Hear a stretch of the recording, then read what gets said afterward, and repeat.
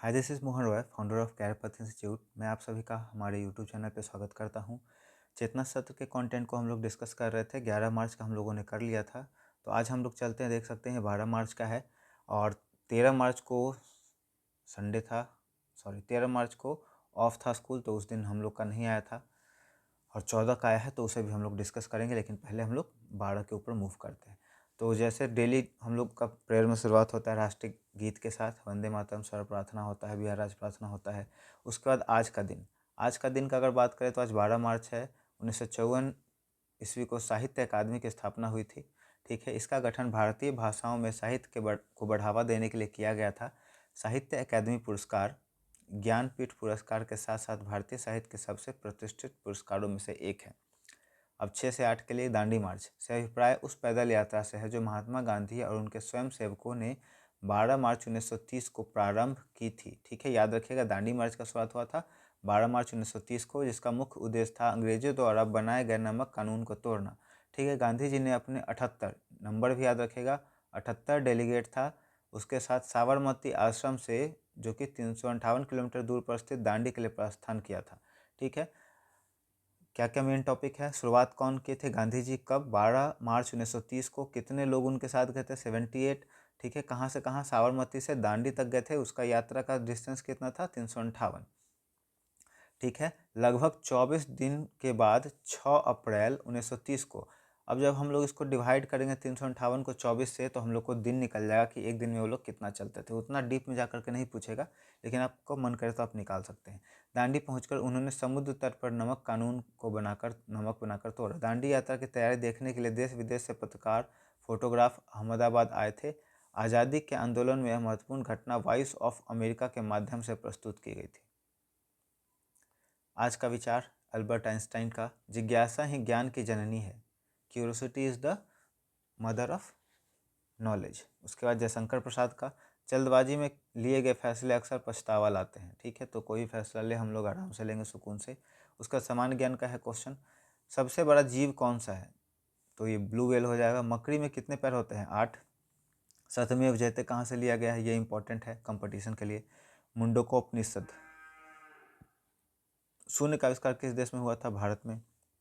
बिजली के बल्ब में फिलामेंट किस धातु का होता है, तो उसमें टंगस्टन का होता है। उसके बाद यहाँ पे रीजनिंग है, हम लोग स्किप करेंगे इसको, आप खुद से कर लीजिएगा इसको। तर्क ज्ञान, ठीक है। उसके बाद यहाँ पे हम लोग का कुछ वर्ड है, भाषा ज्ञान। भाषा ज्ञान में रिवर को नदी कहते हैं, फॉरेस्ट को जंगल कहते हैं, आइलैंड मतलब द्वीप होता है, वैली मतलब घाटी, डेजर्ट मतलब रेगिस्तान, ओशियन मतलब महासागर। उसी तरह से विपरीत शब्द है हिंदी का, वर का वधु, सजीव का निर्जीव, आयात का निर्यात, नूतन का पुरातन, बंधन का मुक्ति, विस्तार का संक्षेप। प्रेरक प्रसंग में यहाँ पे है कि जब 61 वर्षीय गांधी जी ने 241 मील पैदल चलने की घोषणा की, तो अंग्रेजों के साथ साथ उनके कुछ सहयोगियों को भी चिंता थी कि क्या उनका शरीर यह भार उठा पाएगा। लेकिन गांधी जी मुस्कुराते हुए अपने सागवान की लाठी उठाए और कहा, यह लाठी मेरा बोझ नहीं उठाती, यह मुझे आगे बढ़ने का रास्ता दिखाती है। पूरी यात्रा के दौरान वे सबसे तेज चलते थे। अक्सर युवा सत्याग्रही थक कर पीछे छूट जाते थे, लेकिन गांधी जी की ऊर्जा देखकर दंग रह जाते थे। 6 अप्रैल को सुबह जब गांधी जी ने समुद्र पर नमक उठाया तो उनके पास सुरक्षा का कोई घेरा नहीं था। उस ऐतिहासिक पल को प्रसिद्ध कवयित्री सरोजिनी नायडू उनके बिल्कुल बगल में खड़ी थी। जैसे ही गांधी जी ने नमक का ढेला ऊपर उठाया, सरोजिनी नायडू ने उत्साह में चिल्लाकर कहा, ओह उद्धारक, हॉल डिलीवर्ड। उनके इन शब्द से वहां मौजूद हजारों लोग में जोश भर दिया। कानून तोड़ने के बाद जो नमक बनाया गया उसकी नीलामी की गई। आपको जानकर हैरानी होगी कि उस समय नमक की एक छोटी सी ढेरी का सत्याग्रही ने 1600 रुपये में खरीदा था। वह पैसा स्वतंत्रता संग्राम के फंड में गया। इस बात का प्रमाण था कि भारतीय जनता के लिए वह नमक अब पवित्र बन हो चुका था। दांडी मार्च के दौरान गांधी जी ने जिस भी गांव से गुजरते थे वहाँ लोग उनके आधी रात को उठकर रास्ता की सफाई करते थे, उन पर पानी छिड़कते थे ताकि धूल न उड़े और पैरों की टहनियों से रास्ते को सजाते थे। पैरों की टहनियों से रास्तों को सजाते थे। कई गांव में तो लोगों ने गांधी जी के बैठने के लिए रातों रात चबूतरे तैयार करवा दिए थे। यह बिना किसी आदेश के हुआ था। यह एक स्वैच्छिक सेवा का अनूठा उदाहरण था। अब हम लोग मूव करेंगे 9 से 12 के कंटेंट के ऊपर। दांडी मार्च हम लोग का सेम रहेगा आज का दिन में जो हम लोग पढ़ते हैं।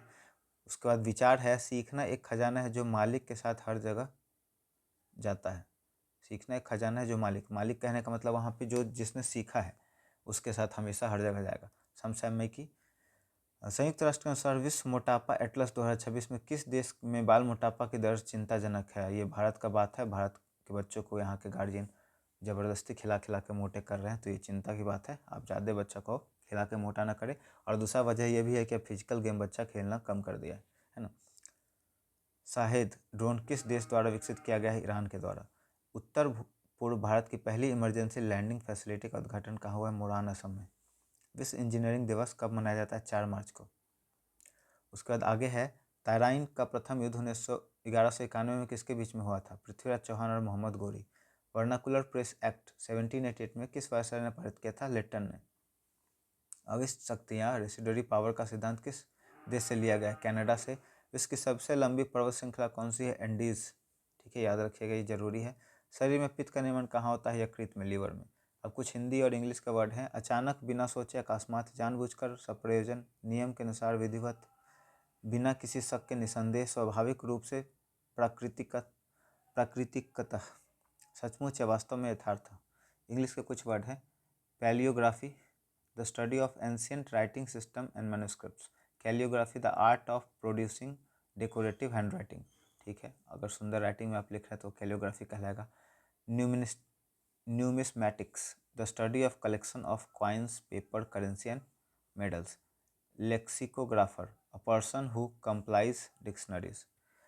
अब यहाँ पे बिहार विशेष है। हर्यक वंश के किस शासक को कुनिक कहा जाता था? तो अजातशत्रु।